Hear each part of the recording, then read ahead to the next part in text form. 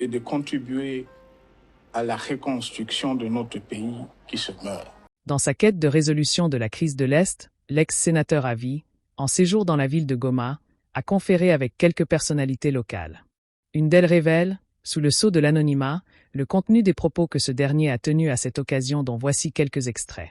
De sa complicité avec l'AFC M23, Joseph Kabila s'assume. Mon séjour dans le chef-lieu du Nord Kivu aujourd'hui affranchi de l'emprise du pouvoir de Kinshasa, répond à mon ardent désir de libérer les Congolais de l'asservissement dont ils sont l'objet de la part du régime outrancier de mon successeur. Voilà pourquoi, après moult tergiversations, je me suis résolu de prendre personnellement la direction de l'AFC M23 afin de redynamiser sa lutte de libération pour l'émergence d'un Congo nouveau. Il est un secret de polichinelle que ce mouvement politico-militaire est mon émanation. J'y mettrai toute l'énergie et les fonds nécessaires pour que les objectifs de sa lutte soient atteints, parmi lesquels le renversement de mon successeur, principale entrave à la paix et au développement du Grand Congo. Sur ce, je compte sur mes réseaux d'influence tant internes qu'externes pour m'aider à concrétiser mon projet de libération totale du Congo. Joseph Kabila a trahi la République démocratique du Congo. Jeunesse congolaise, tutoke mu manipulation.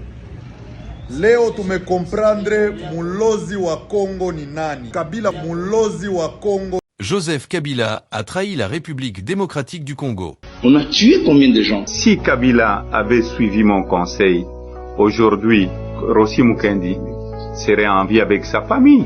Les autres qui sont morts, ils seront en vie. Il y a eu beaucoup de sacrifices, il y a eu beaucoup de gens qui sont morts. Et vous allez voir, ce n'est pas encore fini.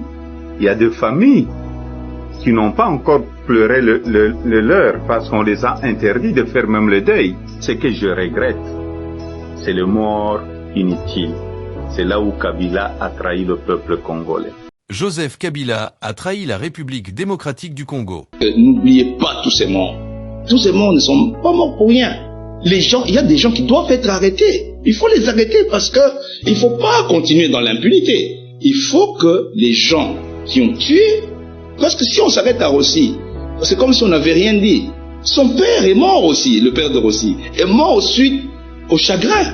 Et la jeune Kapangala, tout le monde qui est, les gens qui ont été massacrés le 15 septembre 2016, tous ces gens-là. Joseph Kabila a trahi la République démocratique du Congo.